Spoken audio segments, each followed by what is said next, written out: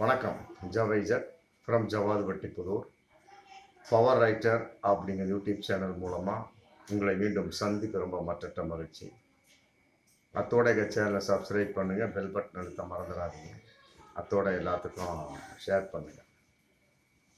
நடிகை திரிஷாவினுடைய பதிவுகள் இன்னைக்கு மிகப்பெரிய ஒரு அதிர்வுகளை ஏற்படுத்தி இன்ஸ்டாகிராம் ஸ்டோரியில் அவருடைய பதிவுகளெல்லாம் பார்க்கக்கூடிய சமயத்தில் என்னடா அது மனோநிலை தவறியவராக அவர் இருந்து கொண்டிருக்கின்றாரா அப்படிங்கிற ஒரு உணர்வு, அதே நேரத்தில் பாதுகாப்பற்ற நிலையில் இருக்கிறாரா அப்படிங்கிற ஒரு உணர்வு, அல்லது பெண்களுக்கே உரிய அந்த மனோபாசி நெருக்கத்தில் இருக்கிறாரா அப்படிங்கிற ஒரு 3 விதமான ஒரு உணர்வைத்தான் நம்ம பார்க்கக்கூடிய ஒரு சூழல்.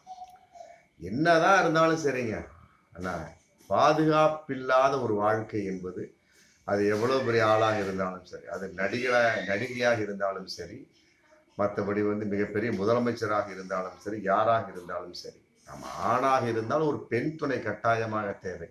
அதுதான் பாதுகாப்பு. அப்புறம் குழந்தை குட்டின்னு வரும்போது அந்த நிம்மதியே தனி, அதான் உண்மையான பாதுகாப்பு. அதே ஆணாக இருந்தால் ஒரு பெண்ணினுடைய பாதுகாப்பு தேவை. மற்றபடி குழந்தை குட்டின்னு வரக்கூடிய சமயத்தில் அதுதான் உண்மையான ஒரு பாதுகாப்பு. அந்த கணவன் பிளஸ் குழந்தைகள் சம்பந்தப்பட்ட வகையில் எந்த ஒரு வகையிலுமே திரிஷாவுக்கு அதிர்ஷ்டம் இல்லையா, அல்லது வந்தாலும் அவர் ஒதுக்கி விட்டு விடுகிறாரா அப்படிங்கிற கேள்வி. அப்படிதான் ஒரு தயாரிப்பாளரை நிச்சயதார்த்தம் பண்ணி எனக்கு வேண்டாம் என்று அதை நிறுத்தினார். எப்படியோ மற்றபடி பாதுகாப்பற்ற ஒரு சூழலில் அவர் இன்று இருந்து கொண்டிருக்கிறார் அப்படிங்கிறது பகிரங்கமான உண்மை. ஆமா, ஜெயலலிதா மரணமே இன்னைக்கு மர்ம மரணம் தானே. அவர் புரட்சி தலைவியாக இருக்கலாம், மற்றபடி காலத்தை வென்ற மிக அற்புதமான முதலமைச்சராக கூட இருக்கலாம். ஆனால் அவருடைய மரணம் என்ன? ஒரு சந்தேக மரணம் தானே. இன்னைக்கு வரைக்கும் மர்ம மரணமாகத்தானே பார்க்கப்படுகிறது. எவ்வாறு இறந்தார் அப்படிங்கிற கேள்வி மிகப்பெரிய ஒரு கேள்வி. அதனால பாதுகாப்பான ஒரு வாழ்க்கை யாராக இருந்தாலும் தேடிக்கொள்ள வேண்டும். இல்லாவிட்டால் ஜெயலலிதாவின் மரணத்தை போன்று, மற்றபடி திரிஷா இன்று புலம்பிக் கொண்டிருப்பதை போன்றுதான் நாம் புலம்பிக் கொண்டிருக்க வேண்டும். ஆமா, ஏன்னா காசை வச்சுக்கிட்ட ஒன்றும் செய்ய முடியாது. அது ஆணாக இருந்தாலும் சரி, பெண்ணாக இருந்தாலும் சரி. அதில் குறிப்பாக பெண்கள் என்று வரக்கூடிய சமயத்துல வேட்டையாட தான் பார்ப்பாங்க, யாராக இருந்தாலுமே சரி.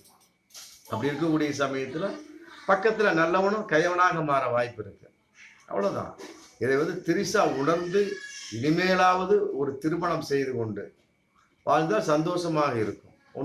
இன்னும் காரியம் கெட்டுலாம் போக கிடையாது.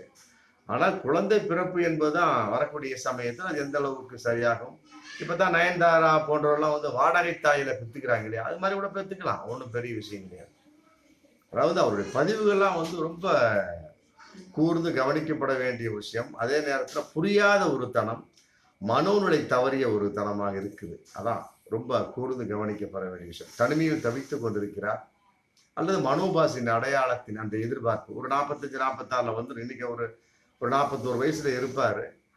அந்த இடத்துல ஈஸ்ட்ரோஜன் குறைவுங்கிற கான்செப்ட் வரக்கூடிய சமயத்தில் அவருக்கு அந்த மனோ பாதிப்பு, கால்சியம் குறைபாடு, மற்றதெல்லாம் வர நிறைய வாய்ப்பு இருக்கு. ஆமா, அதன் அடிப்படையில் அவருடைய பதிவுலாம் பார்த்தோம்னா ரொம்ப மனசுல குழப்பமாக தான் இருந்துகிட்டு இருக்கார். ஆமா, இத்தனைக்கு மிகப்பெரிய நடிகர்களுடைய படத்தை நடிச்சிட்டு இருக்கார். ஆமா, விடாமுயற்சி, குட் பேட் அக்லி, மற்றபடி கமலுடைய தக் லைஃப்லாம் நடிச்சிட்டு இருக்கிறார். மற்றபடி சூர்யாவுடைய படம் 45வது படத்தில் நடிச்சிட்டு இருக்கிறார். இருந்தாலுமே கூட அவருக்கென்று ஒரு மன உளைச்சல் இருந்துட்டு இருக்கு. அதை நம்ம பார்க்கின்ற சமயத்தில் உண்மையிலே மனம் நமக்கும் வருத்தப்படக்கூடிய ஒரு சூழல் தான். அதாவது ஒரு குறிப்பிட்ட ஒரு 4-5 மாதத்துக்கு முன்னால கூட ஒரு பதிவு போட்டிருந்தார். அதாவது, நான் மனிதர்களை தவிர்த்து விடுகின்றேன், நாய்களை நேசிக்கின்றேன். ஆனால் என் நாயோ நாய்களை தவிர்த்து விடுகிறது, மனிதர்களை நேசிக்கிறது. நாம் இணைந்து நேசமான ஒரு உலகத்தை உருவாக்குவோம். ஏன்னா மனிதர்களை நான் நேசிப்பதில்லை அப்படிங்கிற மாதிரி ஒரு தகவல். உண்மையிலே புரியும். இவர் ஒரு மனித இனம்தான். மனிதனை நேசிக்க மாட்டேன் அப்படின்னா அப்ப என்ன கணக்கு? அதான் ஒண்ணுமே புரியல. நாயை மனிதனை நேசிக்கிறது அப்படிங்கிறது, மற்றபடி இவர் நாயை நேசிக்கிறாராம். அதான் உண்மை. இனத்துக்கு இனம் வேறுபடக்கூடிய சமயத்தில் எல்லாமே வேறுபடுமே. அப்படிங்கக்கூடிய சமயத்தில் இவர் தனிமையில் இருக்கின்றார். மற்றபடி இவர் பக்கத்தில் யாருமே நன்றி உணர்வோடு யாரும் இல்லை. அப்ப நன்றி உணர்வான நாயை வந்து இவர் நன்றியோடு நினைத்து பார்க்கின்றார்.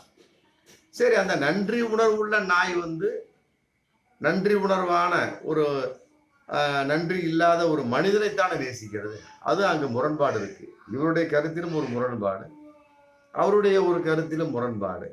ஆக இது குழப்பமான ஒரு விஷயமா அல்லது கவிதைத்தனமாக வேண்டும் என்று எழுதினாரா அப்படிங்கிற ஒரு கேள்விதான் இந்த இடத்துல வருது. அடுத்ததா ஒரு பதிவு போட்டார். அதாவது, உன் மனம் உடைய செய்தவர்கள் அவர்கள் என, ஒரு மனத்தை உடைய செய்தவர் அவர் தான் அப்படின்னு தெரிந்ததும் அவருடன் நெருக்கமாக பழகக்கூடிய இன்னொருவர் யாராக இருந்தாலும் அவரிடம் எந்த காலத்திலும் நீ பழகக்கூடாது. இது வந்து ரொம்ப ஒரு பழிக்கு பழி வாங்கக்கூடிய விஷயம். அதே நேரத்துல வந்து அவர் என்ன பாவம் செய்தார்? நம்மளை வந்து ஒருத்தர் பழி வாங்குறாரு, நம்மள ஒரு மோசமா நடந்துட்டு இருக்காருங்களா, அவர்கிட்ட பழகக்கூடிய ஒருத்தோட நாமளும் பழகக்கூடாது. அதான் ஒண்ணுமே புரியல. எதிரியோட எதிரி நண்பன் சொல்லி வச்சிருக்காங்க. ஆனா இவர் என்ன சொல்றாரு? எதிரியோட எதிரியும் எதிரிதான், எதிரியோட நண்பனும் எதிரிதான் அப்படிங்கிறார்.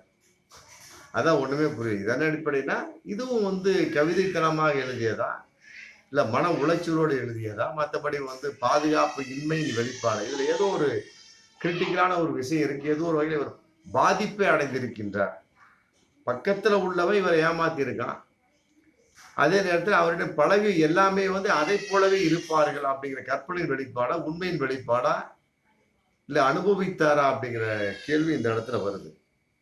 இதெல்லாம் விட ஒரு 4-5 நாளைக்கு முன்னால ஒரு ரொம்ப கிரிட்டிக்கலான ஒரு பதிவு என்ன போட்டார்னா, உங்களுக்கு ஒரு நாள் லீவு கிடைத்தது என்றால் அது யாரிடமும் சொல்லாதீர்கள், ஒருவரிடம் கூட சொல்லாதீர்கள்.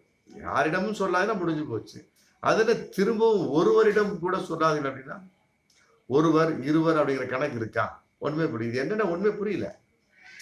உங்களுக்கு ஒரு நாள் லீவு கிடைத்தது என்றால் அதை யாரிடமும் சொல்லாதீர்கள், ஒருவரிடம் கூட சொல்லாதீர்கள். இல்ல தமிழ் தெரிந்து எழுதினாரா இல்ல தெரியாமல் ஏதோ பிரிச்சலாக எழுதினாரா அப்படிங்கிறத தெரியல. லீவு கிடைச்சது அப்படின்னா அதை என்ஜாய் பண்ண வேண்டியதான்.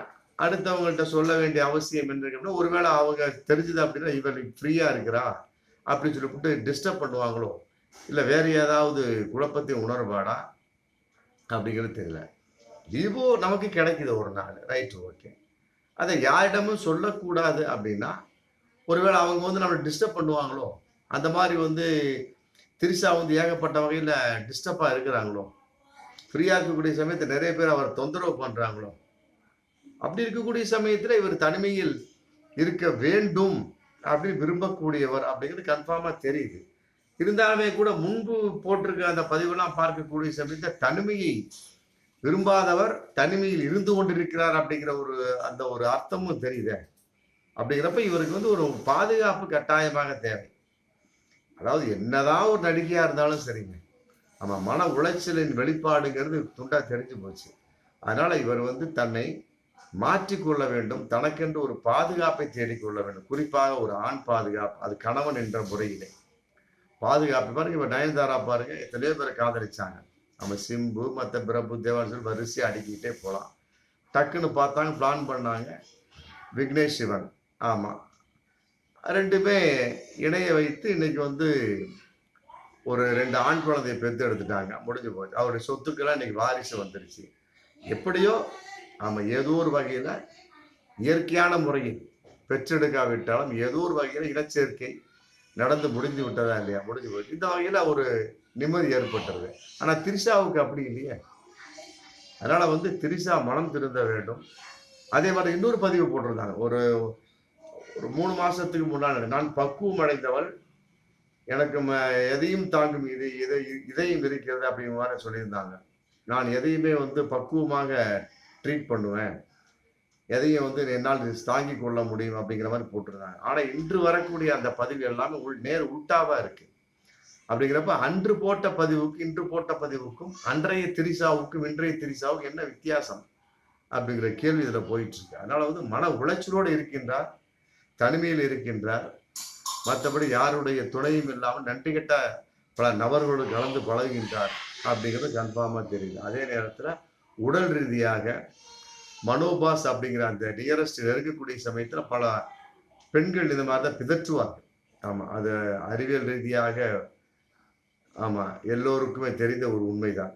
ஆமாம், ஆணுக்கும் பெண்ணுக்கும் நிறைய வித்தியாசம் இருக்குது. அதனால அதன் அடிப்படையில் பார்க்கின்றது பெண்ணினுடைய ஒரு மனோபாஸ் கான்செப்டோடு இது இருக்கலாம் அப்படிங்கிறது பகிரங்கமான உண்மை. அதனால வந்து எந்த வகையில திரிசா தனக்கு ஒரு பாதுகாப்பை தேடிக்கொள்ளும் இப்படி உளறிக்கொண்டே சென்றால் அவருடைய முடிவு வேறு விதமாக கூட அமையலாம் என்பதுதான் ஒரு நிதர்சனமான உண்மை. பார்ப்போம் மீண்டும் அடுத்த வீடியோ.